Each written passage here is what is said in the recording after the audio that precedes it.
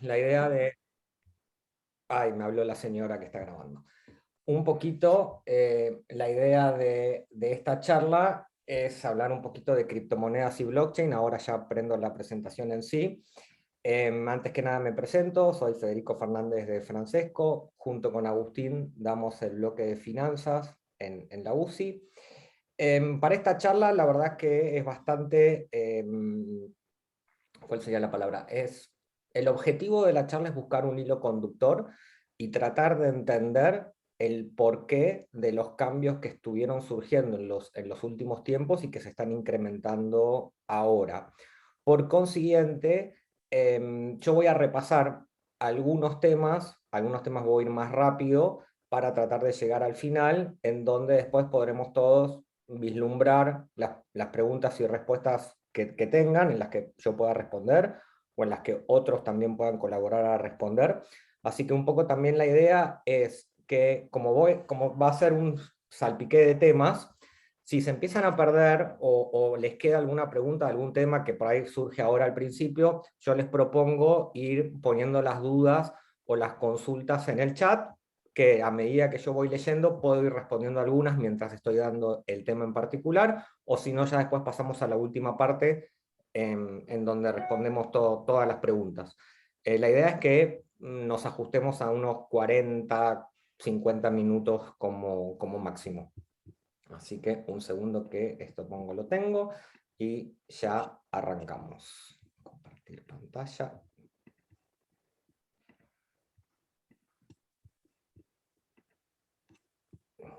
¿Ahí todos ven bien? Sí, perfecto, se ve. Perfecto. Bueno, empezamos, vamos a hablar de criptoactivos en general para después ir a DeFi o finanzas descentralizadas en particular. Como desconocemos y desconozco el conocimiento previo de cada uno, para mí es súper importante entender primero los cambios filosóficos y los cambios en la tecnología que permiten todas estas nuevas herramientas. Así por lo menos todos nos ponemos de acuerdo en la misma base discusional y en el mismo lenguaje. Todos estos nuevos conceptos llevan un nuevo lenguaje que, de acuerdo al conocimiento de cada uno, tenemos que ir incorporando de a poco para podernos entender entre todos, ¿no? Porque si no unificamos el lenguaje, estamos complicados. Por eso yo le puse de subtítulo un viaje en blockchain, que en sí blockchain es la base de todos estos criptoactivos o tokens, que después vamos a ir viendo las características de cada uno. Como les decía al principio, vamos a tratar de hacer un breve camino histórico con una breve perspectiva filosófica, para después ver lo que nosotros llamamos el quiebre del sistema y por qué se dan estas soluciones a los problemas que fueron sucediendo, y blockchain como respuesta a esos problemas. Y la blockchain nos ha llevado a distintos tokens, a distintos activos, a distintos modelos, no solo de negocios, sino también a modelos socioeconómicos. Y por último, dejo hacia dónde vamos, que es donde, por lo menos mi visión de a dónde yo creo que van a estar los próximos desafíos. Por supuesto no les estoy hablando de acá a 15 años, les estoy hablando en 1, 2, 3 barra 4 años, incluso algunos ya se están dando ahora. Como siempre, en todo lo que es las cuestiones de criptoactivos, tenemos que empezar mínimamente con, o ponernos de acuerdo hacia cómo llegamos hasta este momento del mundo, en donde tenemos un pequeño timeline de la historia del dinero, ¿no? Obviamente empezamos por un modelo más de trueque hace, no me animo a decir millones de años, pero hace muchísimos, muchísimos años, en donde tratábamos de intercambiar bienes y servicios, sobre todo desde que las sociedades pasaron a establecerse en un punto fijo. Luego hubo un pequeño salto evolutivo en ese trueque y se empezaron a utilizar ciertos bienes de cambio, que podrían ser ciertos bienes de lujo, Los primeros fueron generalmente, se les llamaban las conchas o algunos artefactos inclusive manufacturados donde se podrían intercambiar, y había cierta consenso sobre el precio de utilidad de cambio que tenían esos bienes. Para después ya pasar una etapa un poco más presente, allá en los comienzos de la edad feudal, en donde cada señor, típico cuento de la historia, cada señor minteaba su moneda, le ponía un sellito, la carita. Hemos visto un montón de fotos de estas monedas minteadas, que podrían ser generalmente de algún material duro, como puede ser la piedra, etc. Y intercambiaban dentro de su territorio, o dentro de su reino o de su feudo. ¿Cuál era el problema que teníamos acá? El problema que teníamos acá era cuando había que cambiar entre distintos feudos o entre distintas monedas. Había que ponerse de acuerdo en la conversión de cuánto valía la moneda mía y cuánto valía la moneda de Agustín. ¿Eran iguales? ¿Tenían el mismo valor? ¿O 10 mías eran una de Agustín o 10 de Agustín eran una mía? Bueno, eso nos fue llevando a tratar de incorporar otro método, y ahí pegamos otro salto, que es un salto bastante importante, donde ya pasamos a un respaldo metálico, sobre todo, y para no hacerlo largo, sobre todo en plata y oro, y pasamos a lo que en economía, veo acá que hay gente también grande, en el famoso patrón oro, que todos en algún momento vimos, para llegar hasta el fin de esta historia un poquito, para llegar allá en el año 71, el amigo Nixon, por X motivos que ahora no vienen al caso, pero por motivos de gastos, de emisión, se rompe este acuerdo que se conocía como el acuerdo de Bretton Woods, luego de la Segunda Guerra Mundial, y se termina, creo que, de implementar allá por el 73, creo que se firma en el 71 y se termina de implementar entre el 73 y monedas, y ya el dólar que nosotros conocemos ya no valía, según tengo mis notas, creo que 35, creo que era una onza, 35 dólares, si mal no recuerdo. Y a partir de ahí, inclusive el otro día estaba viendo en internet, había unas fotos, una especie de meme, pero real, donde al principio decía $1 equivale a una onza de oro. Vos podías ir a la Reserva Federal, te daban una onza de oro. Después decía $1 equivale a un T-bond, o sea, un bono del gobierno de los Estados Unidos. Y ahora, por ejemplo, $1 no dice nada.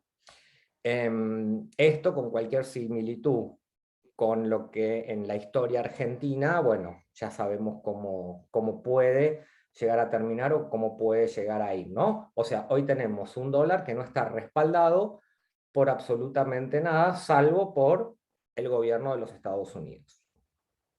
Y en todo este periodo, en el año 2009, que vamos a llegar ahora, y a partir de acá vamos a arrancar, en el año 2009, un buen hombre, Satoshi Nakamoto, decide o propone un sistema de intercambio entre personas a través de exclusivamente un método electrónico. Ya teníamos algunos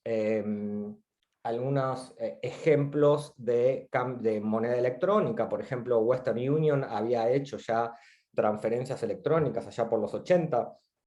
Inclusive teníamos todo el crecimiento de las tarjetas de crédito a partir del 70-80, y muy difundidas en los 90, y para todo lo que es el tercer mundo y países fuera de la periferia, que tenían gran influencia, pero se ve que todavía faltaba algo, y ahora vamos a ir llegando a ese punto.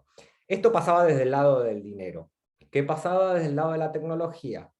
Desde el lado de la tecnología, nuestro gran Adam Smith tecnológico, por hacer una especie de cruzamiento de datos, es el amigo Alan Turing, que acá empieza en el 75 este gráfico, pero Alan Turing, la primera persona que crea una computadora y crea un modelo, lo que se llama un modelo computacional, allá por la década del 30, a través, como suele pasar muchas veces con todos los experimentos científicos, para solucionar un problema de guerra, decide crear una computadora y utilizar su método de modelo computacional para quebrar lo que se llamó en aquel momento el código Enigma. El código Enigma eran las comunicaciones secretas de las distintas fuerzas del el gobierno alemán, y este hombre, a través de la primera, lo que se puede llamar como la primera computadora, creo que el nombre era Coloso,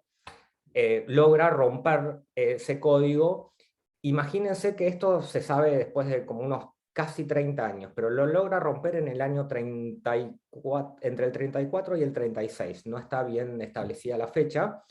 Eso quiere decir que gran parte de toda la Segunda Guerra Mundial, Estados Unidos y sus principales aliados, bajo un estricto protocolo de seguridad, sabían todas las comunicaciones y permitió el avance final después con el ingreso a Estados Unidos y el desembarco en Normandía, permitió quebrar todas las defensas del Reich.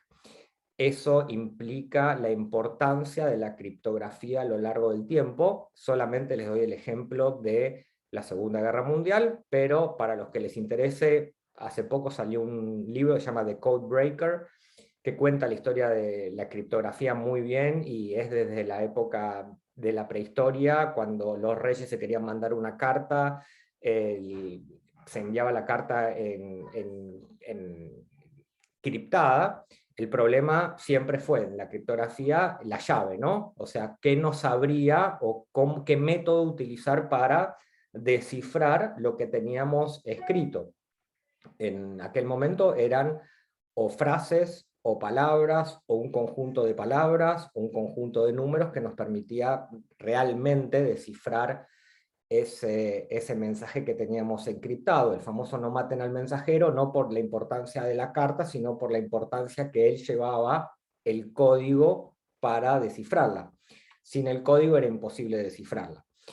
Este hombre, a través de la primera computadora, y después ya el gobierno de Estados Unidos, a través de su ala militar, comienza a desarrollar lo que hoy conocemos como la World Wide Web, o sea, la triple W, que vendría a ser la interconexión, o lo que nosotros conocemos hoy como Internet, allá famoso en los fines de los años 60, principios de los 70, con la famosa red ARPANET, que permitía conectar distintas computadoras, sobre todo para distribuir información. Después vamos a hablar de sistemas de distribución, centralización o distribuidos, sobre todo para guardar distintos secretos y para lo que era el desarrollo nuclear. O sea, no era conveniente tener todo en un mismo lugar, sino tener distintas cosas distribuidas por distintos lados.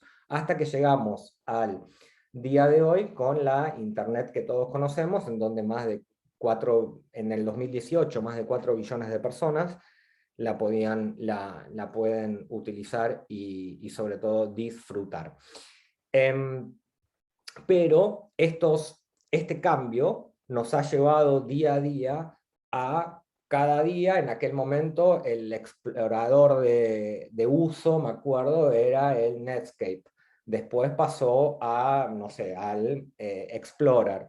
Después pasó y fueron abriéndose distintas ramas de exploradores para nosotros poder ingresar a la web, ingresar nuestros datos, crearnos nuestras cuentas, Hotmail, Gmail o la que sea, y ha llevado a un problema de centralización, que es lo que estamos viviendo hoy, ¿no? O sea, hoy estamos en una Internet, les diría, bastante centralizada, en donde los actores principales, ya sean Google, Apple, Facebook, Amazon, no solo tienen les diría, una especie de monopolio. Esto lo vimos muy fuerte el año pasado, sobre todo en el rubro de las comunicaciones o de la prensa. Lo vimos con Twitter, Facebook y el problema de Trump y el ban a Trump en las redes sociales, cosa de que ha levantado la polvareda acerca de, bueno, pero ¿realmente estas empresas tienen el poder de realizar eso? ¿Tienen el poder de tener todos nuestros datos? yo siempre suelo cargar a mis amigos de que si nosotros estamos hablando ahora, ejemplo, de tomar un mate, en 5 minutos me va a aparecer en el Instagram o en el Twitter una publicidad de, no sé, Playadito, y que nos están escuchando, y es real. Y no hay nada gratis en este mundo, y sobre todo en el mundo tecnológico. O sea, yo por acceder a utilizar Google, que está buenísimo y me permite hacer un montón de cosas, le tengo que entregar mis datos. Para Google es mucho más valioso darme a mí el servicio gratis y obtener mis datos, porque ellos después con los datos pueden generar un montón de cosas, que es las que recién ahora estamos empezando a ver, y gracias a la inteligencia artificial, en el corto plazo vamos a ver cosas que por ahí ni nos imaginábamos. Hoy Amazon, hoy Amazon el shop, el famoso, la lista que te da de prioridades para comprar, realmente es muy certera de lo que realmente vos querés o estarías buscando. Un caso muy famoso, hará unos 4 años, previo incluso a que Amazon mejore su algoritmo, o sea, imagínense mejorar el algoritmo hace 4 años, hubo un padre a una nena, me acuerdo en Estados Unidos, de 16 años, que le empezó a ofrecer productos de lactancia. Y el padre le dijo, le mandó una carta a Amazon y después incluso llegaron a un juicio. No, no demoró mucho porque ahora les cuento el final, cómo Amazon le estaba vendiendo publicidad de bebés, de querer comprar un cochecito a una chica de 16 años. Bueno, la chica de 16 años, por sus previas búsquedas, el padre no sabía, estaba embarazada. O sea, Amazon se enteró, o mejor dicho, su algoritmo detectó que la nena, lo estoy diciendo mal por ahí, perdonen, la chica de 16 años estaba cursando un embarazo, se enteraron previamente a Amazon antes que la familia. O sea, para que se imaginen, obviamente es muy absurdo el ejemplo, pero real, de hasta dónde puede llegar estos niveles de entrega de datos, entregas de información que nosotros como particulares hacemos. Como les contaba, estamos hoy en una Internet centralizada. ¿Hacia dónde hoy estamos tratando de ir? Y hacia una descentralización total. A veces no es posible, entonces tenemos que pasar por una etapa o un periodo de distribución. Estos modelos típicos de centralización, descentralización y de distribución los vemos en distintos ámbitos, en un montón de cuestiones, sobre todo en el lado de la administración, en el lado de la logística. O sea, no son solo cuestiones que utilizamos para la tecnología puntual para blockchain, sino lo utilizamos para un montón de cosas, inclusive sin darnos cuenta. Nuestra red ferroviaria, creada ya a fines de 1800, es una red totalmente centralizada. ¿Por qué? Porque partía todo de la ciudad de Buenos Aires o del puerto de Buenos Aires hacia el interior de las provincias, cosa de que venían directo de la provincia al puerto, totalmente centralizado. Y lo hicieron los ingleses. Sin embargo, los ingleses en la India realizaron un sistema ferroviario, no les diría descentralizado, pero sí distribuido. Permitía interconexiones adentro del país, o sea, entre ciudades, cosa que nosotros no teníamos y ellos sí tuvieron. Por eso les digo que estos sistemas, que hay un montón escrito, lo hemos visto y hemos visto transformaciones a lo largo del tiempo en múltiples industrias y en múltiples sectores. Después vamos a ir puntualmente a las características de un esquema, las diferencias entre un esquema centralizado y un esquema descentralizado. ¿Por qué surge blockchain en el año 2009 o como crítica y no como crítica mala, sino como crítica constructiva? Se suele decir que ese surgimiento, en realidad es del 2008, ese surgimiento de fines del 2008-2009 suele estar atado a dos conceptos que por ahora nos parecen separados, pero tienen una cierta convergencia. Por un lado tenemos el quiebre de Bretton Woods, recuerdan, como lo dije antes, hace en el año 70, o sea, ahora unos 50 años, y por el otro lado tenemos la gran recesión en Estados Unidos en el 2008. Esa recesión en Estados Unidos del 2008, que veo que acá hay muchos alumnos seguramente la han revisado en distintas materias, el por qué no importa, lo que sí importa es que esa recesión ha permitido hacer los famosos bailouts o rescates, donde se han imprimido millones o trillones de dólares para salvar al sistema financiero, cosa que hasta el día de hoy seguimos discutiendo si estuvo bien, si estuvo mal, si generó inflación, si no generó inflación. Y es muy... y también ahora con el mundo, yo lo llamo prepandémico, postpandémico, en el mundo entre pandemia, también sucedió lo mismo. El gobierno de Estados Unidos y el Banco Central Europeo, lo mismo que China y algunos países asiáticos, han realizado múltiples emisiones de dinero para volcar a la economía real. Esto me hace acordar cuando estudiábamos economía, la famosa teoría del helicóptero tirando plata por la calle, cuando no sabemos cuándo realmente toda esa impresión monetaria va a tener un efecto desde el punto de vista en las cuentas fiscales y desde el punto de vista inflacionario. Para ellos la inflación, ahora se están quejando de la inflación que están teniendo, que es producto de las emisiones pasadas, sobre todo del año pasado. No meto a la Argentina en este contexto porque yo siempre hago un chiste, si Satoshi Nakamoto hubiera nacido en Argentina, blockchain hubiera nacido hace mucho más tiempo, hace muchísimos más años, y no recién en el 2008. Nosotros desde el punto de vista de inflación tenemos mucho para hablar y mucho para opinar, pero el mundo no está acostumbrado a esta serie de eventos, salvo eventos muy puntuales o en crisis muy puntuales. Entonces, estos dos puntos hacen que gran parte de la comunidad, que es una comunidad muy particular, que también voy a entrar, propongan esquemas por fuera del gobierno, propongan esquemas de decir, ¿por qué yo tengo que comprar un dólar americano? ¿Por qué tengo que creer en esa moneda que ya no respalda nada? Y encima, dicho entre comillas, hacen lo que quieren y rescatan a todos los bancos, o hace poco hacen una mega emisión para cubrir ciertos gastos.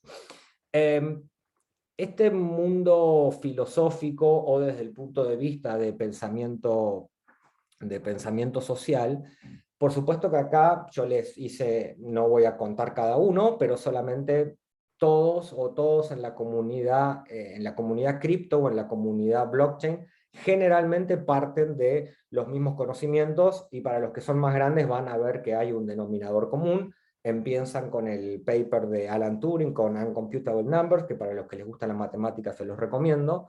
Luego siguen con Capitalismo, Socialismo y Democracia, del amigo Schumpeter, la famosa destrucción creadora. El camino a la servidumbre, de Hayek. Recuerden este momento clave desde el punto de vista económico, las famosas discusiones entre Keynes y Hayek, o sea, un Estado más presente contra la visión de Hayek, un Estado al revés, más chico, un Estado mínimo, como decía él. Para los que no les gusta leer cuestiones económicas, hay también una novela, por ejemplo, El manantial, de Anne Bryant, que tiene todo un trasfondo social y económico súper importante. Después, un poquito más acá en el tiempo, ya venimos con Anarquía, Estado y Utopía de Nozick. Y para después ya entrar más en las cuestiones técnicas, los dos manifiestos, que son el manifiesto criptoanarquista y el manifiesto cyberpunk, uno de fines de los 80 y otro principio de los 90, y después quizá el gran condensador de todos estos datos y de la importancia del individualismo o de la fuerza del individuo respecto al Estado, y una especie de resurgimiento de la importancia que tienen las libertades privadas, que las podemos resumir en este libro que está muy bien escrito de Davidson, que se llama el individuo soberano. Y a partir de ahí sí les dejo el paper de Bitcoin en el 2009, y como solución alternativa, o mejor dicho, para solucionar otros problemas que no soluciona la red o la blockchain de Bitcoin, el paper de Ethereum, la red de Ethereum, en el 2013, creada por Vitalik Buterin y su equipo. Para los que quieran, cualquiera de estos libros, la verdad que es muy interesante, y acá pueden, leyendo un poco estos libros, o por ahí los resúmenes, o pueden ver cuál es el camino que todo esto marca, ¿no? Acá es un resurgimiento de la persona contra lo que ellos supuestamente llaman el avallazamiento o la injerencia del Estado, ¿no? Esto lo vamos a ver bastante, sobre todo en bastantes de las soluciones que se plantean en el mundo DeFi, van en contra de o el Estado o las reglas del Estado. Este amigo, Satoshi Nakamoto, como les decía, crea la blockchain diciendo puntualmente en uno de los primeros bloques que él crea de la blockchain, ahora vamos a ver qué es un bloque, deja un mensaje como crítica a la crisis del 2008. La foto, esto es un dato de color, la foto de Nakamoto obviamente es figurativa, es un misterio quién es Satoshi Nakamoto, es diría un personaje ya místico, no sabemos si es una persona, si es un grupo de personas, si es un seudónimo, no tenemos ni idea quién es, y ha estado activo muy poco tiempo. Ha estado activo creo que del 2008 al 2012, 2013, y ya después se llamó a silencio y nunca más desde aquel momento habló, ni participó en algún foro, ni hizo él mismo ninguna corrección luego de esos 3 años que estuvo activo. Por eso la foto es simplemente referencial. Que Bitcoin nace como la primera blockchain y luego ya después pasamos a Ethereum y después a otras blockchains que ahora vamos a ir viendo. ¿Qué es en sí una blockchain? Una blockchain, desde el punto de vista técnico, desde el punto de vista, para explicarlo más fácil, lo más simple para explicar una blockchain es un gran libro contable que todos tenemos la misma copia, que se actualiza al mismo tiempo, cosa de que si uno pierde la copia, existe otra copia, y se va actualizando de acuerdo a los datos que se van cargando, y todos por igual. Desde el punto de vista más técnico, es una cadena de datos que en el medio llevan un mensaje, un programa o lo que sea. En el caso de Bitcoin puntualmente llevan una transacción, y esa transacción se ajusta con un bloque inicial y un bloque final. Cuando se termina ese bloque, el siguiente tiene que ser igual al o sea, el final de la primera parte tiene que ser igual al inicio del segundo, y así sucesivamente se van juntando los bloques, y eso que nos permite que todos los bloques están juntos, o sea, están en cadena, y nadie puede ir para atrás a modificar un bloque, porque si modifican un bloque para atrás, modificarían toda la cadena para adelante. No se puede modificar, y desde que blockchain nació, sobre todo las blockchain más importantes y las que mantienen este criterio, sobre todo esto tiene un criterio criptográfico que ahora explico, pero desde el momento en que nació la blockchain, como la conocemos, jamás ha sido hackeada. O sea, ¿eso qué quiere decir? Pueden hackearnos la billetera nuestra en Binance, pueden hackearnos nuestra billetera en MetaMask, nos pueden hackear el protocolo, lo que va, pero no pueden hackear este sistema de transacciones concatenadas.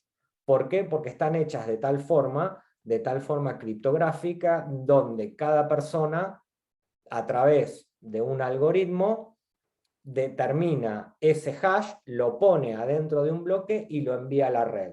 Ahora veremos que los mineros lo verifican, lo validan y lo incrustan. Y una vez que lo incrustan son inmodificables. Y de acuerdo a cómo sea la red, podemos ver o todo el mensaje interno o parte del mensaje, o solamente lo que se llama el in y el out, o sea, la primera transacción y la última. Y esto queda imborrable a través de los años. Después vamos a ver un ejemplo concreto que ha pasado en Ethereum de qué pasa si hay un cambio fuerte en el protocolo, que suele hacerse, ¿no? Que lo que suele pasar es la red, toda la cadena que venía, llega hasta un momento en donde se bifurca y se crea una nueva cadena y va para otro lado, como una vía del tren. Pero la vieja queda eterna. Blockchain en sí y Bitcoin en particular, que fue nuestra primera red que conocemos, nace exclusivamente, y esto es importante entenderlo, exclusivamente para realizar transacciones entre personas, transacciones de dinero entre personas. Acá es una persona A le quiere enviar dinero a una persona B sin conocerla. Gran parte, una de las mejores cosas que soluciona blockchain es el tema de la confianza. No necesitamos confiar en la otra persona de que el dinero va a llegar o que el dinero me lo va a mandar si está a través de una blockchain. Esa persona a través de una billetera, como les dije, las billeteras pueden ser inclusive Bitcoin en sí, la blockchain Bitcoin o la red Bitcoin tiene una billetera puntual. En Ethereum está la MetaMask, que puede ser wallet. Yo acá tengo una hard, o sea, un ledger hard, en donde esta no está conectada a la red, solamente cuando la conecto. Hay distintos tipos de billeteras que seguramente van a ser alguna de las preguntas para después de la clase, en donde yo le puedo enviar, por ejemplo, a Laura un Bitcoin a través de la red y hay alguien que me lo va a validar. Ese bloque que me lo va a validar suelen ser lo que se llaman hoy los mineros, a través de un cálculo computacional. Los distintos mineros compiten por verificar ese bloque.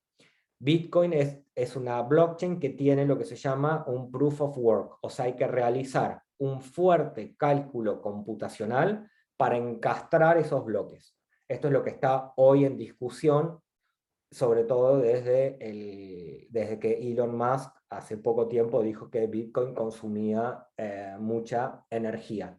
Ahora vamos a ver casos alternativos. Los mineros les pagan por realizar ese trabajo, por realizar ese cálculo computacional. Perdón que vuelvo para arriba. Y como les decía, a Laura le va a llegar, una vez que el minero aprueba esa transacción, le va a llegar el dinero. Sobre todo lo que se verifica es que no haya un doble gasto, que yo digo, te voy a mandar, Laura, un Bitcoin, yo realmente tenga un Bitcoin y no tenga menos de uno, o sea, como mínimo uno para poder mandarlo. Eso es lo que generalmente se trata de verificar a través de este cálculo computacional. Antes de pasar a Ethereum, me gustaría solamente hacer una breve descripción de los tipos de blockchain que hay, porque no todos saben que, por ejemplo, Bitcoin se maneja en la blockchain de Bitcoin, Ethereum en la blockchain de Ethereum. El Ether en realidad es una moneda de la blockchain de Ethereum. Hay distintas monedas que se trabajan sobre la red de Ethereum, pero hay otras monedas que son de otras redes. Ejemplo, que ahora está muy de moda, Cardano, con su token ADA, Changelink, Ripple, incluso Binance, que también ahora para la Argentina está muy de moda. Binance tiene su propia blockchain que nos permite, y nosotros todos decimos, uy, qué bueno que está porque es súper barato.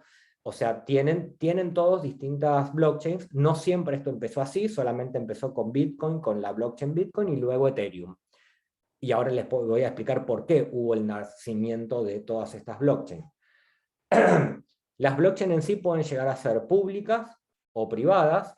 Por ejemplo, IBM y Microsoft tienen blockchain privadas y pueden ser permisionadas o no permisionadas. Cuando hablo de permisionadas o no permisionadas, es en el caso de las que son permisionadas, es solo los agentes conocidos tienen permiso de participar como validadores y o mandar transacciones. O sea, necesitan una especie de lo que en este mundo se conoce como KYC o validadores.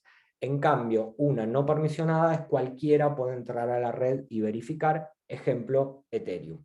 Ethereum uno puede entrar a ETHScan a través de Google y puede ver cualquier transacción libremente, incluso puede ver los movimientos de las billeteras. No sabemos a quién corresponden esas billeteras porque son números, pero podemos ver todos los movimientos que se generan en la red. Para hablar de tokens, esto es un mundo en sí. Solamente sepan que hay distintas clases de tokens. Puede haber tokens de utilidad, que quiere decir que nos sirven para algo, nos sirven, por ejemplo, para votar, nos sirven para pertenecer, nos sirven para entrar a distinto lugar o a distinta comunidad.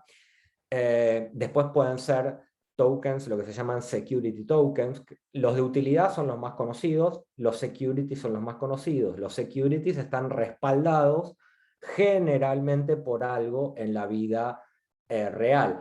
Los securities sobre todo pueden llegar a ser en algunos métodos de crowdfunding, en donde se entregan porciones de propiedades privadas, en donde tienen un asset en la vida real. Pueden ser tokens también de acuerdo al propósito o al fin que tienen, o lo que llevan por detrás. Hoy está muy de moda el DAI, el Tether, el Tether USDT, USDC, que son tokens que están peg, o sea, son stablecoins, equivalen lo mismo que un dólar. Y es de acuerdo a cuál, por ejemplo, DAI, o el de DAI que es de Maker, o USDT, dependiendo el modelo que tengan de negocio. En el caso de Maker, mantienen la paridad a través de un sistema matemático que se llama de rebalse y de tasa de interés. En el cambio del USDT, por ejemplo, mantienen, nunca es muy claro, pero mantienen más del 70% del valor que hay dando vuelta de USDT en dólares reales en las cuentas de la fundación de Tether. Dependiendo cuál es el fin del token, esos tokens se pueden clasificar en distintos componentes. Sepan que los más importantes son, como les decía, desde el punto de vista legal, los utility, los security y las cryptocurrencies, ¿no? O sea, todos los que son las monedas. Los stables, hay monedas también que backupean no solo monedas físicas, sino, por ejemplo, replican el precio del oro, o replican el precio de la plata, o ejemplos absurdos, Venezuela quiso replicar el precio del petróleo, China ahora está trabajando en una moneda digital en donde pueda replicar el precio del yuan. O sea, tenemos distintas formas de cómo encuadrar los tokens y su proceso, lo que se llama en la industria es como su proceso de gamificación, de alinear los incentivos y por qué ese token tiene que ser utilizado, o por qué la red tiene que necesitar de un token o de un criptoactivo. Sepan ahora, cuando pasemos a la parte de DeFi, que esto es un mundo en sí, esto es, les diría, gran parte de lo de DeFi está todo condensado en lo que es cryptocurrencies, ¿no? O sea, criptoactivos puntualmente. Esto ya lo pasé. ¿Qué permitió Bitcoin? Bitcoin permitió transacciones y tener una moneda totalmente descentralizada, una velocidad mínima, instantánea, con transacciones todavía siguen siendo, y en aquel momento eran incluso más bajas. Es irreversible, no se puede volver el bloque para atrás. El tema de la anonimidad, que es un tema que va a estar de acá presente al futuro, el tema de la privacidad de los datos. Tiene un sistema, tiene una economía bastante interesante el Bitcoin, y bastante robusta, a través de la escasez, a través del sistema deflacionario que tiene. Es una cantidad finita, donde cada vez el cálculo computacional se va haciendo más difícil. Entonces, ya por una lógica de su algoritmo, técnicamente llevaría inclusive a un incremento del precio por sí solo. Eso está muy discutido, inclusive nosotros los economistas no nos ponemos de acuerdo, pero tiene todo también una lógica económica, y por supuesto permite la fungicibilidad y la divisibilidad. La divisibilidad quiere decir que lo podemos partir n veces hasta llegar a la mínima expresión, que es lo que se conoce como un satoshi. Antes de pasar a los amigos de Ethereum, me olvidé, porque es nuevo, en las clases de tokens, y está muy de moda, están los famosos NFTs o tokens no fungibles, que generalmente en los diarios, a veces por desconocimiento, lo aplican demasiado al tema del arte, ¿no? El famoso, la réplica de Banksy, o el otro fotógrafo que realizó una obra. Los NFTs son un token, son un criptoactivo con una característica puntual. Son únicos, no son repetibles, son únicos. Ejemplo, permiten solucionar todos los temas de autenticidad y Una vez que yo lo tengo, yo lo puedo vender o compartir o dárselo a alguien, pero es un único token que se genera bajo ese algoritmo. Por eso permite, y después lo vamos a ver, permite también abrir un montón de cosas. Incluso cosas que hoy se están trabajando con un token de utilidad, en el corto plazo, y ya lo estamos viendo en algunos protocolos, se está proponiendo dejar el token de utilidad y pasar a un NFT. Cuando hablamos de NFT, estamos hablando de un token no fungible, un token único, más allá del precio que tenga y después del mercado secundario que se pueda generar. ¿Cuál fue el principal problema que generó Bitcoin? Es que está todo muy lindo, la red de blockchain sirvió, sirve, se sigue utilizando, pero solamente sirve para hacer transacciones monetarias. En el año 2010, si mal no recuerdo, este amigo, Vitalik Buterin, empieza a trabajar sobre una red, una blockchain, pero ya donde no solo se hagan transacciones, sino donde pueda esa blockchain, en vez de llevar adentro una transacción, adentro pueda llevar un programa. Al principio Ethereum, que se creó en el 2013, se creó para ser la computadora más grande del mundo. ¿Por qué? Interconectando todas las computadoras de la gente, prestando su poder computacional, lograr una mega computadora para que todos utilicemos y podamos realizar un montón de transacciones, incluso algunos soñaban con transacciones cuánticas, logrando entre todo el poder computacional que hay en el mundo. Hoy por hoy, Ethereum ha migrado un poco de su misión original, y hoy por hoy Ethereum es la base de todos los smart contracts. ¿Eso qué quiere decir? Es, adentro de cada bloque ya no va una transacción, sino va un contrato inteligente. ¿Qué es un contrato inteligente? Es una serie de contratos donde si pasa A, ejecuto C, si ejecuto C, pasa B, en donde puedo generar adentro de la blockchain inmodificable, imperdurable, un montón de acciones predefinidas. Eso es realmente una mejora y es lo que nos permite hoy realmente disfrutar de todo el mundo DeFi gracias a la red de Ethereum y gracias a los smart contracts. No, no sería lo mismo si no hubiera existido Ethereum, no por Ethereum en sí, sino por el concepto de los contratos inteligentes o smart contracts. Como les decía, es la ejecución de esos programas se realiza dentro de la red y todos nos podemos poner en consenso en decir, bueno, ejemplo, voy a hacer un ejemplo muy tonto, es, si todos nos ponemos de acuerdo en que los chicos que aprueban el cuatrimestre, automáticamente una vez que se firman las actas, a cada uno le llega un token de participación de que han aprobado la materia. Ese es el smart contract. Se sube a la red y una vez que, en el caso me pongo en personal, Agustín y yo firmamos el acta y ese acta ya es privada o pública, no importa, pero ya está certificada, se sube y automáticamente cada uno de ustedes en su billetera reciben un token de participación de que han aprobado esa materia y a ustedes ya les queda en la red y queda para verificar por cualquier persona. Incluso mucho de esto, muchas de estas cosas se están utilizando también para los ámbitos académicos, sobre todo para el traqueo de notas, el traqueo de los diplomas, el traqueo de los títulos, y ya no está más, perdí el título, no lo encuentro, o la fotocopia. O sea, les estoy dando un ejemplo muy pavo, ¿no?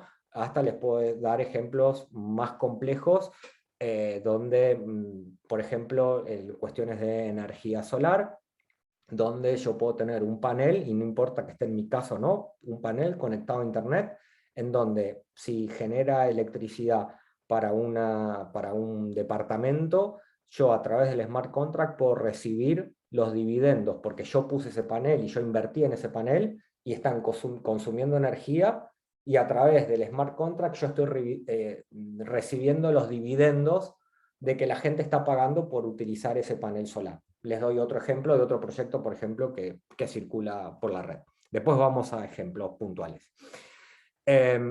Como les decía, este mundo de Ethereum o este mundo de blockchain nos ha permitido incorporar millones de industrias, incluso algunas que no sabíamos que podíamos incorporar o que nos fuimos dando cuenta después a lo largo de los años, ya sea desde problemas de equity, problemas de private market. Bueno, con Agustín siempre charlamos un montón de cuestiones financieras, de derivados, e-commerce, sistemas de pagos globales. Esto ha hecho de la inclusión financiera, la verdad, una bandera, y ahora lo vamos a charlar en un ratito. Temas de logística, de contratos, sobre todo en contratos de escrows, de commodities. O sea, ha modificado porque ha permitido romper la barrera esta de la confianza. Ya no es necesario confiar en la otra parte. Ahora tenemos un tercero, que ni siquiera es una persona, es un programa o es un algoritmo que nos va a gobernar nuestra relación y va a estar predefinida. Ejemplo, hoy por hoy hay un sistema que se llama Kleros, un programa Kleros, que en Kleros yo me pongo al servicio, yo presento mi caso, ejemplo, me peleo con tal persona por X motivo, por tal transacción, la presento en Kleros, la gente vota quién está de acuerdo y quién no, y automáticamente reparte los fondos o para un lado o para el otro, o en caso los americanos, o generalmente estos sistemas no tienden a, por cuestiones sociológicas, como los deportes, no tienen el empate, pero si hubiera empate, reparten los fondos. O sea, hoy tenemos un montón de herramientas que mejoran ese problema que por ahí nosotros no lo vemos constantemente, o no nos damos cuenta del problema de la confianza, ¿no? Acá la confianza está garantizada. Gracias a todos estos datos podemos hoy empezar a hablar de lo que se llama la web 3.0 y sus y su futuro, en donde gran parte va a venir por el lado de la privacidad y de la identidad. Mucha gente que al principio ha adquirido esta tecnología, la ha adquirido exclusivamente para volverse anónima o para no compartir ciertos datos. Hay un ejemplo, hay un explorador, un tipo Google, que se llama Brave, que Brave me oculta mis datos, ejemplo a Clarín, y no me pide el famoso, ya leíste, no sé, 4 notas, ahora conectate por Facebook. Me oculta mis datos, y si yo doy mis datos, Brave, a través de un sistema, me paga una especie de fee, no solo por utilizar y por dar mis datos, sino también por ver contenido, ejemplo, ver publicidad. Esto permite targetear para los que son de las materias de comunicación o marketing, esto me permite targetear exclusivamente a los que quieren ver mi contenido, y a mí me pagan por ver ese contenido. Como ven, les voy echando ejemplos para que vean un montón de usos que tenemos derivados, no solo desde el punto del lado financiero, ¿no?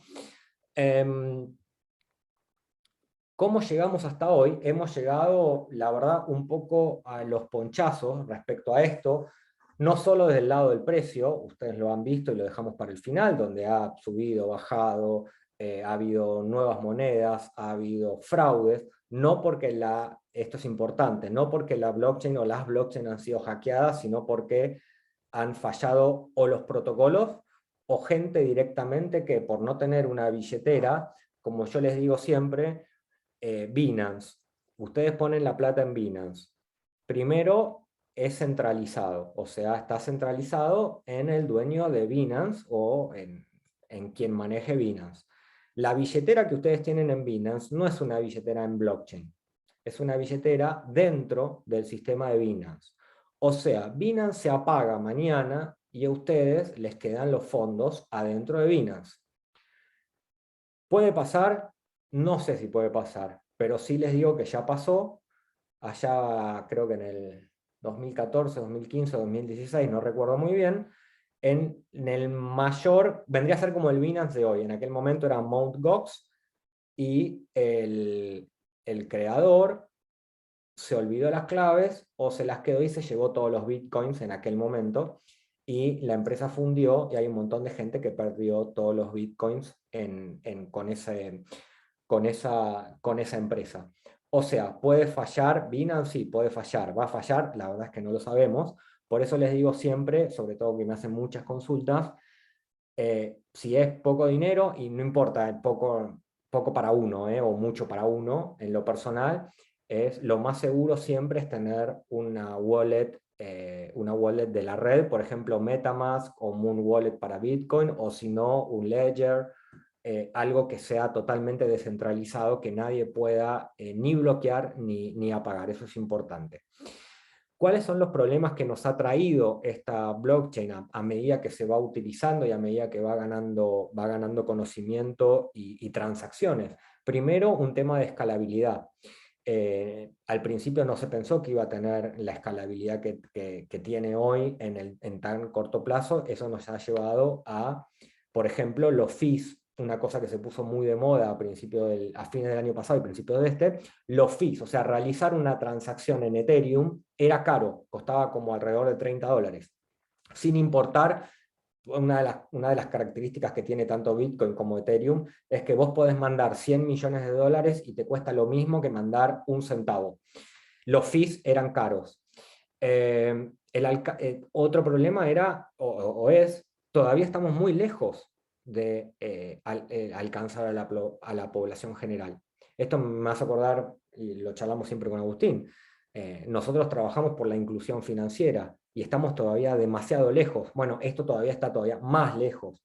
Nos cuesta conocimiento y nos cuesta todavía a nosotros entenderlos, o por lo menos yo, que no soy un joven de 20 años que ya nací con esto, o sea, tengo que leer, me tengo que poner al día. Y imagínense personas que están más marginadas desde el punto de vista también educativo. O sea, tenemos que todavía empujar más y llevar más hacia la frontera. Todavía estamos muy en el centro. Todavía diríamos es muy de nicho. Después tenemos un problema de gobernanza y de democracia, no solo en los protocolos, sino también en cómo queremos que funcionen distintas cuestiones relacionadas a, ejemplo, los tokens, a los bitcoins. Yo creo que muchos de los problemas que vamos a ver en el corto plazo van a estar enfocados en estos dos puntos: democracia barra gobernanza. ¿Cómo votamos? No estoy hablando de votaciones partidarias, estoy votando, hay que hacer un protocolo y hay que votar ciertas reglas. ¿Cómo votamos? Los que tienen más valen más, todos votan por igual, una votación cuadrática, que es un sistema moderno, más de votación. Son todos problemas que tenemos que solucionar entre todos y en la comunidad para saber qué es lo que queremos de la red. La red por sí sola no nos va a mejorar nuestras vidas, nos la va a mejorar si nosotros nos ponemos las reglas para mejorarla. Y por último, lo que genera el vacío legal. El vacío legal se genera sobre todo cuando hay saltos incrementales en tecnología, siempre se genera por una cuestión de que las leyes van por detrás siempre, y en este caso no solo van por detrás, sino en el caso por ahí de Bitcoin o en el caso de Ethereum, están preparadas para que nadie las pueda ni cortar ni traquear. Y ahí es donde ya empiezan a haber ciertos problemas, y ahí es donde, por eso yo siempre hago las introducción filosófica. Está preparado así y está hecho así a propósito. No es que ahora nos dimos cuenta. Y ahí vamos a tener un gran conflicto entre lo que los estados quieren y lo que las personas quieran. ¿Cómo lo vamos a solucionar? La verdad es que no lo sé. Hay ejemplos, por ejemplo, Irlanda, Estonia, Liechtenstein, Suiza, el estado de Delaware, Wyoming, están abiertos a nuevas regulaciones, a abrirlo. No me gusta mucho decirlo, pero hace poco el presidente de El Salvador, creo que se llama Bukele, ha aceptado Bitcoin como moneda legal corriente en su país. Sin embargo, tenemos también a Xi Jinping tratando de hacer todo lo posible para que ni Bitcoin ni Ethereum corran. Y ahí es donde vamos a entrar en una guerra legal y de tratar de normar esto, que por definición está preparado para no ser normado, salvo por las mismas personas que enmarcan el ecosistema. O sea, yo creo que el propio ecosistema se va a autogobernar. Va a ser imposible que lo gobiernen desde afuera. O por lo menos esa es mi visión, sobre todo para los que son más grandes de acá, ven que gran parte de todo y el hilo conductor de esto nos lleva a un libertarismo, les diría casi weberiano, ¿no?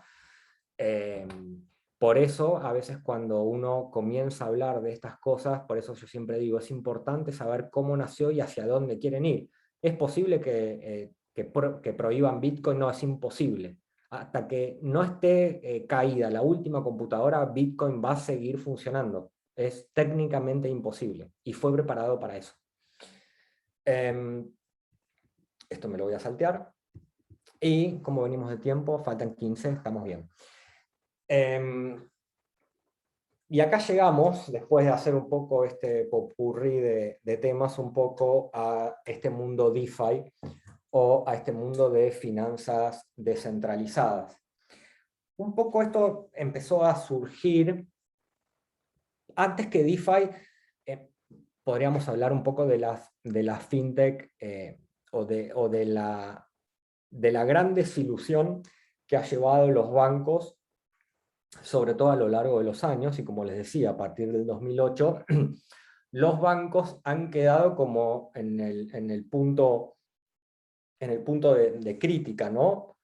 Bien o mal, la verdad es que no me corresponde a mí esa categoría, pero sí la gente ha tratado de ir saliendo de los bancos hacia otras soluciones, inclusive algunas que en su momento parecían ilegales o fuera del sistema, tratándose de escapar de los bancos porque los bancos pedían o muchos requisitos, o ponían muchas trabas, o por ir a un banco había que pagar muchos impuestos, o porque las personas que realmente necesitaban ir a un banco estaban por fuera del sistema y el banco no las reconocía. Con Agus en la clase siempre decimos, el banco solo te presta plata si realmente verifica que no la necesitas. Y un poco empieza a surgir todo este mundo de soluciones alternativas a todo el sistema tradicional bancario, y cuando digo tradicional bancario me refiero también al mercado de bonos, al mercado de acciones, donde cada una de estas personas puede ir hoy a un protocolo que es de nadie o es de todos, dependiendo cómo lo miremos, descentralizado totalmente, y ejecutar un montón de acciones, ya sean productos, ya sean servicios, un préstamo, cambiar plata, lo que se nos ocurra. Ahora vamos a ver un poco el mapa general de DeFi, pero sepan que DeFi crece y nace como una solución alternativa a los problemas que en su momento la comunidad vio en los bancos. El salto obviamente no es de un día para del otro. De la banca tradicional se saltó un poco, como yo digo, a estos esquemas tipo Ualá, que son un poco una mezcla entre como yo digo, un banco tradicional con una buena atención al cliente a través de Internet. Bueno, DeFi es todavía más. DeFi es más en el sentido de que es totalmente, o trata de ser totalmente descentralizado, autogobernado. Después, obviamente, podremos discutir las reglas o podemos discutir los protocolos, si nos gusta el método que tienen de préstamo o no, pero trata de enfocar para ese lado. Lo único que necesitamos, y esto es lo importante, lo único que necesitamos para participar en DeFi es una billetera con fondos yo le digo en internet para que entiendan, pero o sea, una billetera, una wallet, un MetaMask, inclusive con la de Binance. La de Binance necesitas un KYC, pero es posible entrar a un protocolo de DeFi sin pasar por ningún KYC, solamente teniendo tu billetera en MetaMask o esto que yo tengo en la mano, y entrar a un protocolo y decir, quiero prestar plata, quiero pedir plata, quiero cambiar plata, quiero hacer una especie de plazo fijo, un staking de plata, o quiero farmear otra moneda.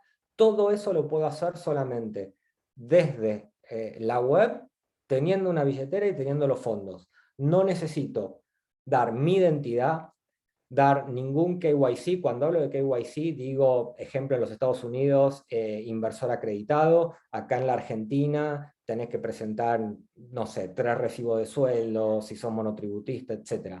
Es de forma, el objetivo final de DeFi es que sea de forma totalmente anónima. Ese es uno de los principales objetivos y una de las principales cosas que busca. Por eso también esto ha pegado mucho y tiene una gran implicancia para lo que yo llamo los países más marginales o los países con serios problemas estructurales. No en términos de cantidad, pero sí en términos de porcentaje y de usabilidad.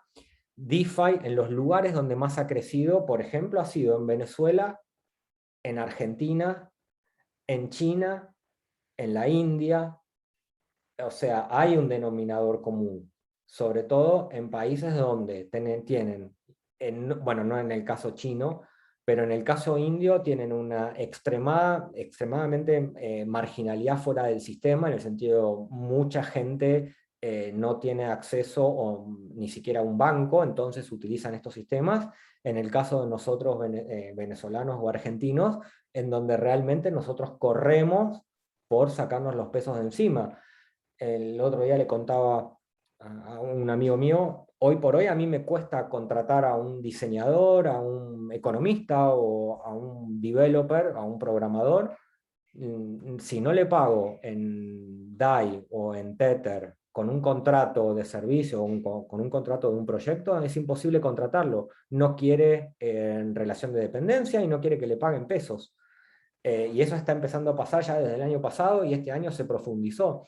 O sea, por eso les digo que esto de DeFi fuera de Europa y Estados Unidos está empezando a tomar una fuerza bastante interesante y está generando un movimiento y un alcance que muchos de los que estamos en esto nos sorprendemos, porque no pensábamos que iba a ser tan rápido.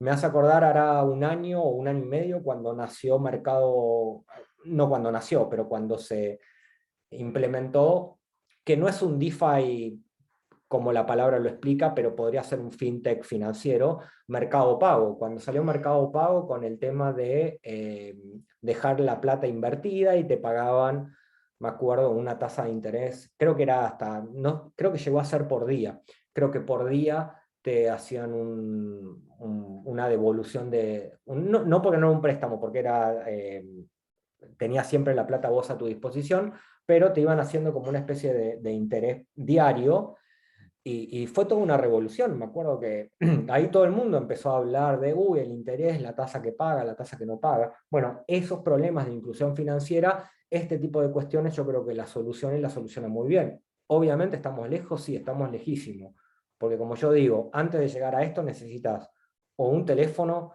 o una computadora y un conocimiento medio o alto de un sistema de computación o cómo manejar un teléfono o un teléfono inteligente, ¿no? O sea, no, no es tan simple. Por eso le digo, tenemos que solucionarlo de alguna manera. Las características propiamente de DeFi las podemos mencionar, creo que son 6, ¿sí? Las podemos mencionar como, obviamente, todos tienen acceso o permisos. Miren este del medio. Resistencia a censorship resistance, o sea, están preparados para resistir la vigilancia o la intromisión externa. Esto incluye el Estado. Esto incluye las normas.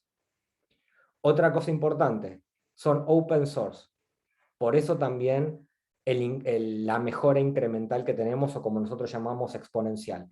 Que todo sea open source permite que la comunidad lo mejore y cada vez le encuentre más bugs y lo trate de mejorar, porque es de código abierto. Casi todas estas cosas, y si no les digo casi todas, son casi todas, literal, son de código abierto. Nos podemos bajar en la computadora y si encontramos un error lo solucionamos o proponemos una solución a ese código.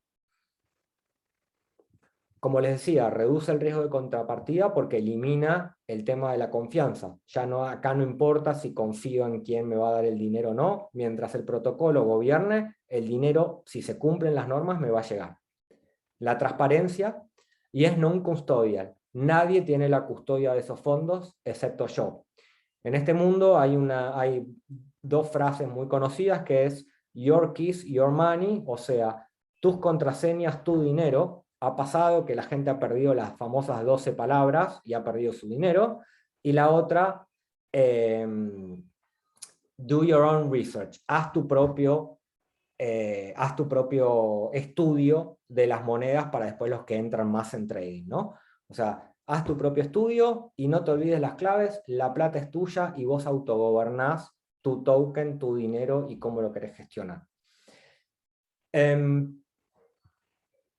Acá tenemos un montón de protocolos, como ven, desde billeteras, puentes financieros, monedas pegadas al dólar, derivados de la bolsa. Uno puede comprar, yo cuando era no tan chico, pero cuando tendría unos 20 y pico de años, siempre quería comprar acciones de Wall Street, y mi papá no me quería, era una locura, me decía, ¿cómo vas a comprar desde acá? O no sabía, o no quería.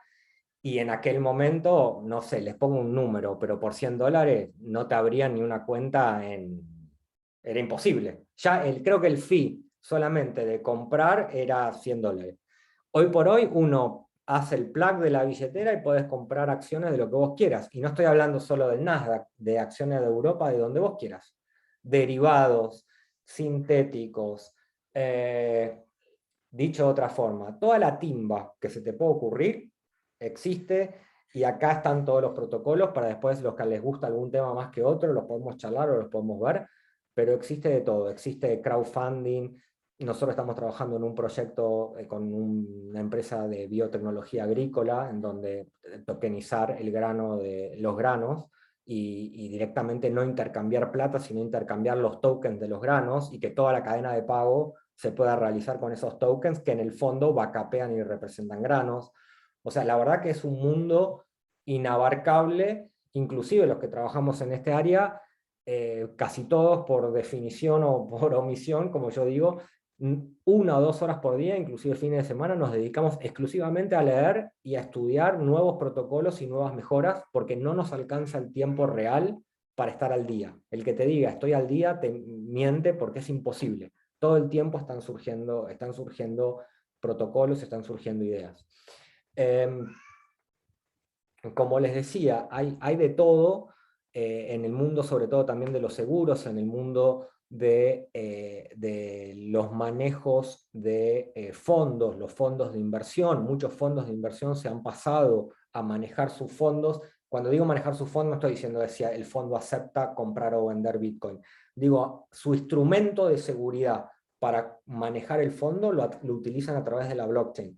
Eso les da que los fondos de los clientes están más seguros, porque ya, no sé, Blaskey creo que era de Hop Funds, no se te puede ir corriendo con los fondos, porque ahora los fondos los tenés vos en tu billetera, y ellos solamente tienen un acceso parcial a ciertos movimientos que vos autorizás. Entonces, eso también abre todo otro abanico de lo que se llama el tema de la custodia, ¿no? Que es sumamente importante. Estoy viendo que el reloj me está corriendo. Quería, nada, estas dos cosas charlar, y ya dejamos a preguntas, que es donde creo que puede haber lo más interesante. ¿Dónde yo creo que vamos? Creo que vamos por el buen camino en todas estas tecnologías, sobre todo sumado a un concepto que está surgiendo ya desde el año pasado y está tomando demasiada fuerza, que es el concepto de DAO. DAO en sí significa una organización autónoma descentralizada. Me dirán, ¿y eso qué es?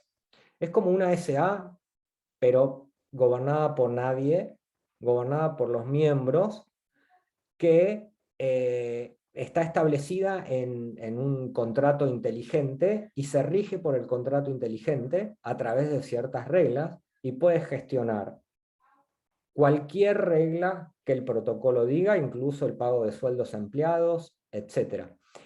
Esto ya está surgiendo. En Estados Unidos se aprobaron las primeras LLC DAOs, o sea, estas organizaciones descentralizadas autónomas que viven por sí solas, ya se han aprobado legalmente. Y esto, sumado a la inteligencia artificial y la Internet de las cosas, ¿a qué llamamos la Internet de las cosas? La Internet de las cosas llamamos a, este teléfono está conectado a Internet. Ahora, no sé, hay un horno, el otro día mi mujer compró un horno que se conecta a Internet. Una lanza en un silobolsa la podemos conectar a Internet.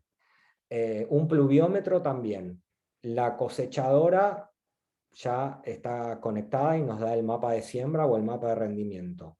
Todas esas cosas interconectadas, más inteligencia artificial, que está creciendo y está creciendo muy bien y a paso fuerte, más organizaciones autónomas descentralizadas, ahí tenemos todo un ecosistema en donde yo creo que en los próximos 2 o 3 años, y miren el tiempo que les estoy diciendo, 2 o 3 años, no 50, 2 o 3 años, vamos a empezar a ver empresas que son de todos o no son de nadie, o son de un grupo de gente que mañana dejan de ser y después son otras, y por ahí la empresa cambia, incluso hasta autogestionadas exclusivamente por inteligencia artificial. O incluso hay una prueba que creo que se llama también prueba de Turing, tienen que demostrar que, no es que es un humano. O sea, no, al revés, no demuestran que son una computadora, demuestran que son un humano. Por ejemplo, Santiago Siri está trabajando en un protocolo que se llama la renta básica universal. Y el único, para recibir esa renta básica universal, que se llama un UBI, después mírenlo, el único requisito es probar que sos humano. O sea, imagínense hasta dónde estamos yendo y ahora, no en Matrix y me tomo la pastilla azul. Hoy, o sea, hoy si vos demostrás que sos humano, hay una renta básica universal. Hoy vale muy poco, creo que vale 0,10 centavos de dólar el UBI, y uno tiene creo que 24, creo que es por hora, creo que son 24 UBIs por día. Podría tener una renta básica universal por ser humano. O sea, imaginen las cosas que hoy ya están pasando. Por eso yo creo que en estos tres conceptos, en el concepto de DAOs, en el concepto de, perdón, de inteligencia artificial y de IoT, es lo que se viene y en lo que ya estamos trabajando. Hoy todas las empresas están trabajando en esto. Perdón que me apuré la última parte, pero si no, nos pasábamos.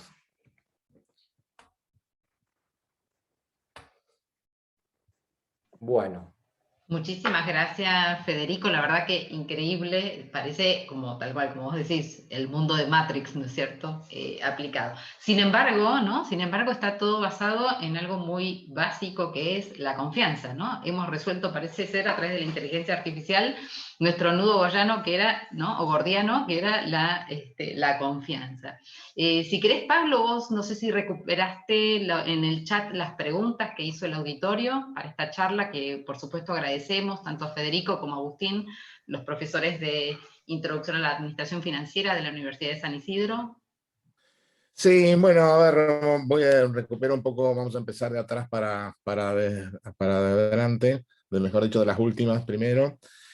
Acá había Elizabeth pregunta, ¿qué broker de Argentina recomendás? Una pregunta muy específica al punto. En esto hay mucho scam, no solo en esto, sino también, no sé, mi mamá le pasa que cada 5 minutos le mandan un mail del banco que tiene que poner la clave.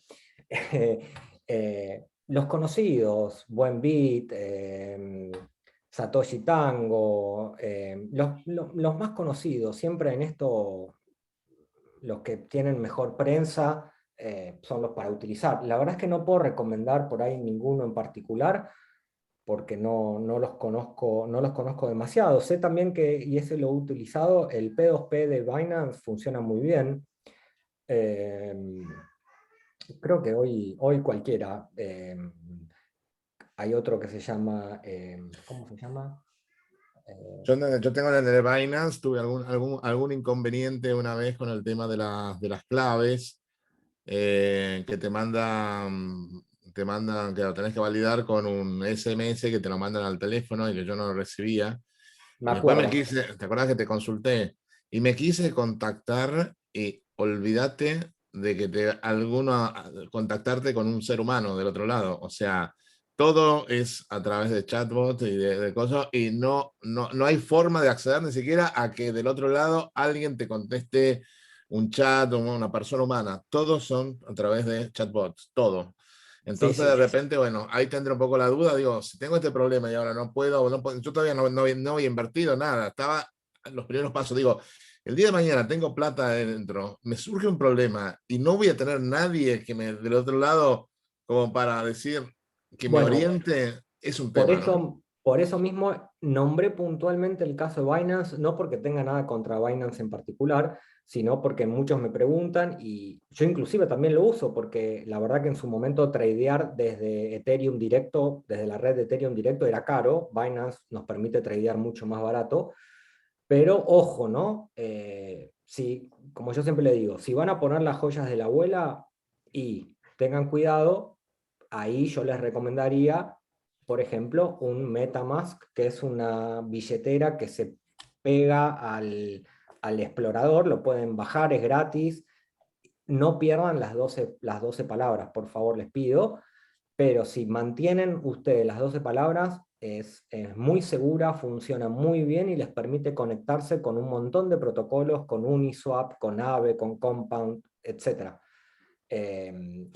Como les digo, el caso de Binance y de repente entraste en un blacklist por X país o por alguna cosa y fuiste. Bárbaro.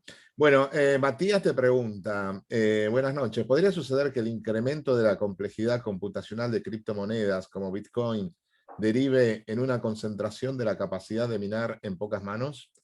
¿Podría poner en peligro la seguridad de la red? Hoy prácticamente dice, no es rentable minar para la persona promedio. No, eso es verdad, es una gran pregunta.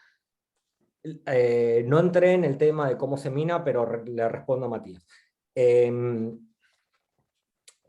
Hoy por hoy, minar, salvo que estés en algún país donde la energía esté muy subsidiada, o donde por distintas cuestiones climáticas puedas estar y no tener que refrigerar, y aparte tengas también una energía no tan cara, sino al precio actual y al nivel de cálculo, al nivel computacional que uno que tiene que ejercer, hoy no sería rentable para una persona normal. Yo inclusive he intentado minar con una Mac y a los 2 días la rompí toda. Eh, eh, no creo que haya una concentración que supere el 50%, que es lo que nosotros llamamos el valor crítico. Para poder modificar la blockchain, vos, en el caso de Bitcoin, necesitas más del 51% del cálculo computacional y a su vez convencer a todos los demás. Está comprobado y está estudiado, esto no lo digo yo, que es muy difícil, ni aunque se apaguen todos los mineros más grandes y queden solamente los chinos, eso se lograría. O sea, es bastante difícil que eso en el corto plazo pueda pasar.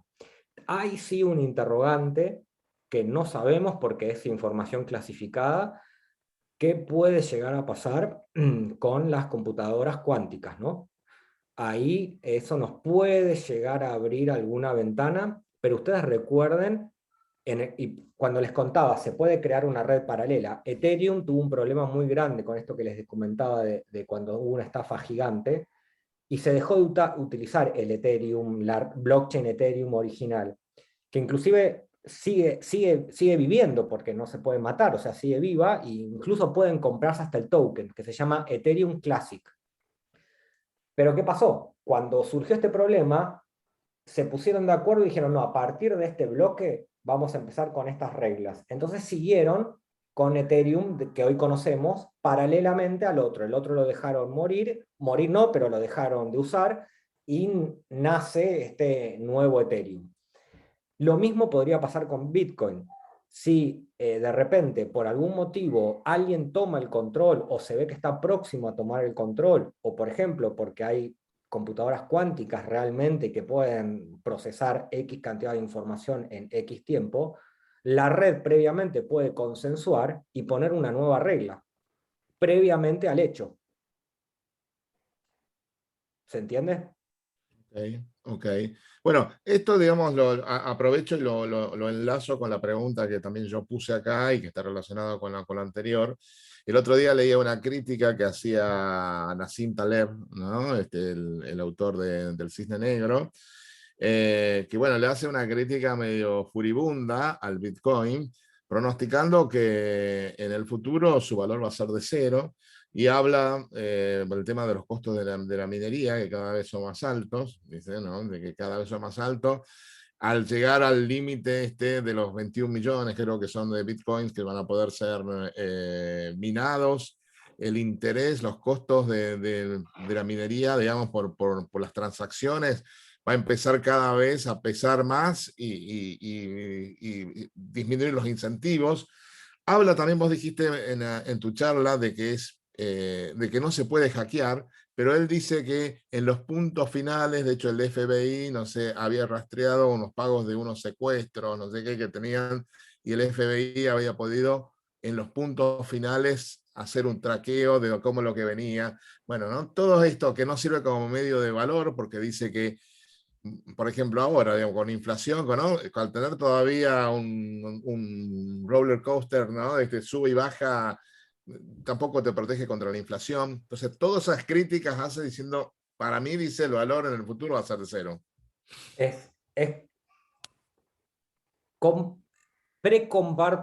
Precomparto su visión en algunos puntos, en otros no. Siempre recuerdo a Einstein cuando dio la fórmula, dijo, esto nadie lo va a utilizar. ¿Por qué lo precomparto? Porque como les dije, y traté de que sea el hilo conductor, y es lo que yo quiero por lo menos que se lleven de la charla, porque obviamente hay gente que explica mucho mejor Bitcoin que yo, hay gente trader que conoce muy bien. Lo que yo les quise transmitir de la charla es, realmente es, a mí no me importa si hoy el Bitcoin vale 10 o 35.000 o 60.000 o Ethereum. A mí lo que me importa es el cambio en la sociedad y en los procesos tal cual los vimos hasta ahora y cómo los vamos a ver, creo yo, a partir de ahora. Entonces, eso para mí es más importante que el valor presente hoy del Bitcoin. Y con esto quiero decir, Bitcoin hoy está muy lejos de ser una moneda estable. Por eso mismo que él dice, hoy para ser una moneda estable, uno de los principales, o para ser una moneda utilizada de intercambio, uno de los principales, y esto como economista, uno de los principales objetivos que tiene que ser lo más estable posible. Si ahora la moneda en que nos ponemos de acuerdo vale 60, pasado 30, mañana 25, y no va a servir. Entonces, hoy es más una apuesta, un refugio de valor, que una moneda de intercambio. Ahí vi una pregunta que decía, ¿qué moneda es más recomendable para los profesionales freelancers? Y la mayoría es DAI, USDT o USDC, dependiendo generalmente la empresa qué billetera tenga o cuál le accede más rápido. Cualquiera de las tres es lo mismo. A ningún freelancer, por ejemplo, yo le recomendaría aceptar Bitcoin al mismo precio, o sea, no, porque hoy te puede valer un montón, pero mañana no, entonces no como moneda de intercambio. Creo que eso lo vamos a ir viendo en el largo plazo. O sea, hoy tener esa respuesta no la tengo, nadie creo que la tiene, y me parece que en el largo plazo es donde vamos a ver realmente, inclusive mejoras al propio Bitcoin. Por ahí la próxima moneda de valor o de intercambio no sea Bitcoin, sea otra.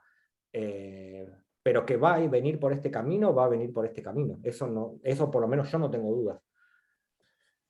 Ahí Perfecto. Matías, mira, justo hizo otra pregunta que está creo que vinculado con esto que estás diciendo, perdón Pablo, ¿no? Dice, ¿tiene alguna ventaja las criptos como Bitcoin sobre las stablecoins?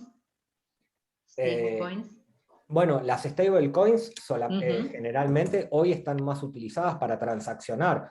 Hoy, por ejemplo, muchos servicios se pagan con stables. El stable de por sí, dependiendo qué moneda elijas, que es indistinto desde el punto de vista filosófico, porque todas valen, ejemplo, estas todas valen $1, tienen, y por eso yo siempre les recomiendo leer los white papers de cada protocolo. No funciona igual el DAI que USDT o que USDC. En el caso de Maker, como lo dije, funciona a través de un sistema de rebalse de tasas de interés y de emisión. En cambio, USDT, por ejemplo, funciona backupeando dólares reales, o supuestamente backupeando dólares reales en cuentas escrow. O sea, hay distintos métodos para tratar de mantener esa paridad lo mejor posible. Lo hemos visto, DAI, las tres, DAI, USDT, USDC, han sobrevivido a distintas crisis, a distintos martes, miércoles, lunes negros, y han mantenido su valor del PEC 1 a 1 muy bien. O sea, cualquiera de las tres, la verdad que en Latinoamérica, por ejemplo, se utiliza mucho DAI. En Estados Unidos se utiliza, por ejemplo, USDC. En Europa utilizan mucho USDT. Es dependiendo, la verdad, la granularidad de cada una, ¿no? Perfecto. Después, bueno, Agustín, acá un poco que yo creo que ya hablaste esto de la... preguntaba sobre el tema de la avanzada de China contra los mineros y cómo afectaría la red descentralizada y las criptomonedas, teniendo en cuenta, dice que en China hay más del 50% de la capacidad instalada de procesamiento del mundo, ¿no? Pero bueno, ya creo que en lo anterior habías hablado un poco de eso, que bueno, no creías que se podían poner nuevas reglas, ¿no? Llegado el momento antes de que esto suceda. Exacto, sí, siempre el protocolo es algo vivo, no lo piensen como una norma inmodificable, o a veces cuando nosotros los economistas hablamos de las instituciones como entes voladores. Los protocolos son cosas vivas que viven constantemente y todo el tiempo están bajo escrutinio de la gente y bajo propuestas. Ethereum recibe, creo que, miles de propuestas, la fundación Ethereum, miles de propuestas que la comunidad vota para ir haciendo mejoras incrementales. O sea, por ahí está mal utilizada la palabra, pero son organismos vivientes. Claro. Bueno, Carlos te pregunta acá el tema de, bueno, un poco, ¿no? Es una mezcla entre el tema impositivo y el tema de control que pueden llegar a ser los bancos centrales también, el tema del narcotráfico. ¿Qué pasa si yo recibo plata en mi cuenta, ¿no? Por ejemplo, acá en Argentina, que es de, nada, porque vendí algunos bitcoins, ¿o no? ¿Cómo eso, digamos, se procesa, ¿no? De repente, ¿no? Compro A afuera, mí, mando la plata. a Hay mí un me tema... costó, en el 2000, luego de la gran ley de masa de los activos. ¿Cuál era, Agus? Perdón, ¿te acordás el nombre de la ley? La de renta financiera. La de renta financiera. A mí me costó 300 discusiones con el contador y de que en realidad, y es realmente porque había sido la crisis creo que del 2018, que se cayeron todos los bonos, realmente contarle al contador que había perdido plata por la tenencia exclusiva de los bonos. Imagínense eso, contárselo a la FIP, la verdad que fue bastante complicado. Ahora, imagínate, Pablo, o no, Carlos preguntó, imagínate explicarle a la FIP que vos compraste pesos, los cambiaste a dólares, compraste DAI, los minteaste, ganaste un interés. Ese interés quizá lo vendiste, lo pasaste por otra billetera, lo sacaste del protocolo, lo pasaste de Bitcoin a Ethereum y de vuelta volviste a cambiarlos a dólares. O sea, eh, es, eh, para un país como la Argentina, con las normas que tenemos, es imposible, técnicamente es imposible. No existe manera. Quizá vaya que pensar, y esto es una buena pregunta porque creo que va también a dónde tenemos que apuntar. Nosotros tuvimos durante todo el 2018, ya en el 2019, o por lo menos yo renuncié, con la Comisión Nacional de Valores, tuvimos mesas de charlas de cripto para ver temas de regulaciones y de usos y buenas costumbres.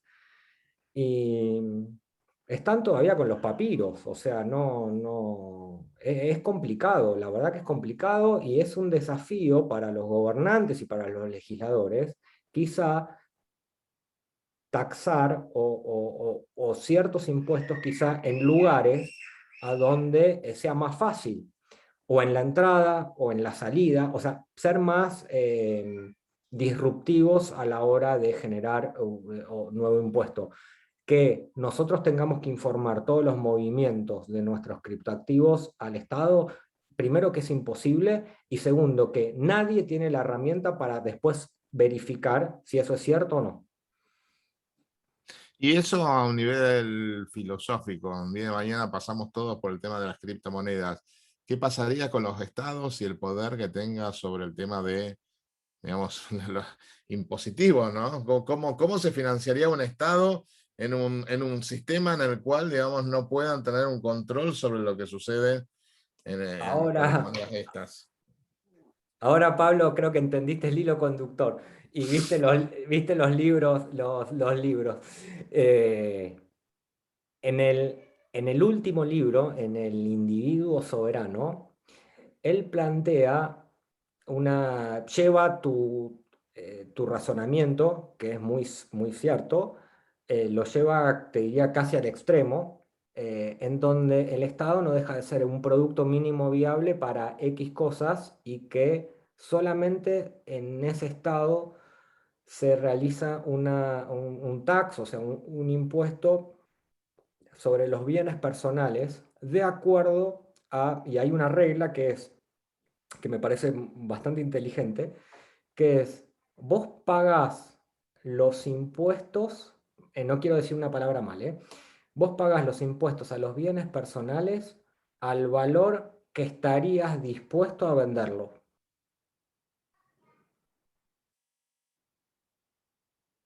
Y estás obligado que si vos pagás, ejemplo, tu casa por 100 y viene alguien y te da los 100, venderla. Una regla muy salomónica, ¿no? Y ahí es donde, yo no sé si estoy de acuerdo o no, pero lo tiro como una posible solución, en donde, esto es que me vas a acordar como la tragedia de los comunes, en donde realmente uno ahí está taxando realmente lo que uno considera que tiene.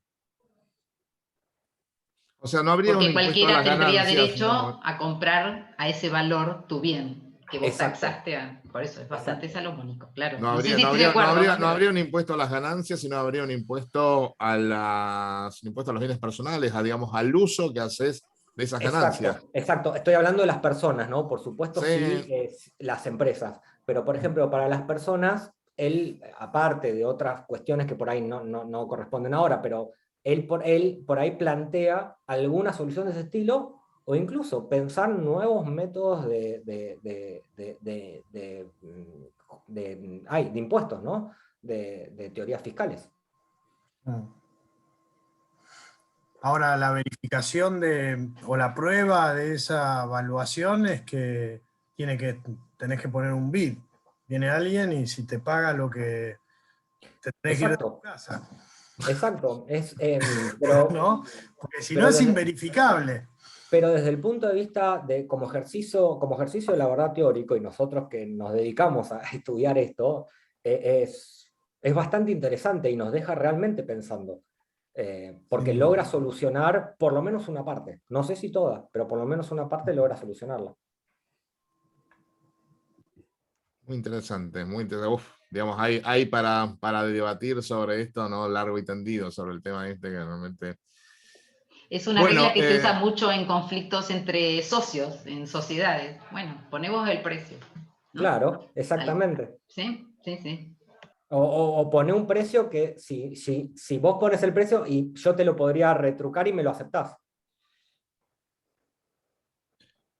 bueno, ¿alguna pregunta más que quieran hacer? Estamos acá.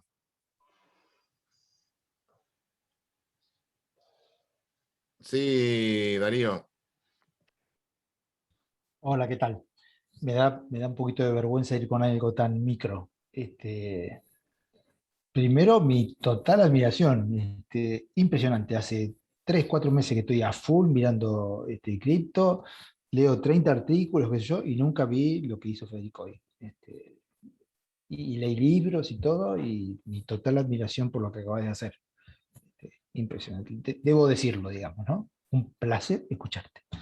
Y dicho eso, te pido perdón por algo muy micro que no encuentro por ningún lado. Perdón a todos. ¿Cómo fondeo Binance en dólares desde Argentina? Antes que nada, Darío, te agradezco las palabras. Eh, Como le dije a Pablo, ¿qué es blockchain? ¿Qué es Ethereum? cómo tradear, creo que lo pueden encontrar en cualquier video o en cualquier tutorial o en cualquier Medium, en cualquier lado, y mucho mejor explicado de que lo explico yo. Mi idea o por ahí mi misión, o yo me siento en la responsabilidad de transmitir la filosofía que hay detrás para poder entender. Después podemos discutir cuál es mejor, cuál es peor, pero para mí es importante entender el contexto que se genera con esto y de dónde venimos para generar esto. Respondiéndote a la pregunta, lo más simple para mí que tenés hoy, y es como el otro día hablando con Pablo, para mí hoy lo más simple, si no te querés meter en líos, y perdón, yo no hago apología del no Estado, pero si no te querés meter en ningún lío raro, un P2P, hay grupos, inclusive P2P de Binance, o yo si querés te puedo sumar que tenemos un grupo cripto de, como yo digo, gente curada por WhatsApp, en donde siempre alguno quiere entrar y otro quiere salir, y te pones de acuerdo. Bueno, eso cuando quise fondear es bastante simple, digamos, también con la cuenta de Brubank, ¿no? Una cuenta de Brubank por este P2P, que digamos, encontrás la otra persona que quiere vender, le compras y nada, y lo haces todo a través de la plataforma de Binance ¿En y dólares? no, en ¿Dólares? pesos. Por En eso, pesos, pero la vos compras, la pregunta es en dólares. La el pregunta es en DAI o lo que dólares. sea que compras al valor de Blue, digamos, 160 por ahí estará, más o menos, bueno, lo compras a ese valor y ya No, está. no, Y por te lo eso. acreditan DAI o te acreditan los otros y ya lo tenés ahí. Después es lo inverso cuando lo querés traer a Sí, través sí, de la cuenta de Brubank, lo vendes y te lo meten en tu cuenta de Brubank. en peso está todo bien. Afortunadamente tengo dólares. Ah, bueno, ¿Qué le pasa? Entonces digo, ¿cómo se compra? Con dólares, digamos, ¿no? Que no lo encuentro por ningún lado. Pero bueno, perdonen este Perdóname, Darío, marco. ¿no encontraste a nadie en Binance P2P que quiera aceptar dólar, billete? Sí, pero muy, muy, $100, 150, ¿no? Muy micro, ¿no? Si querés, Darío o Pablo, si le pasan mi mail. Dale, los pongo en contacto.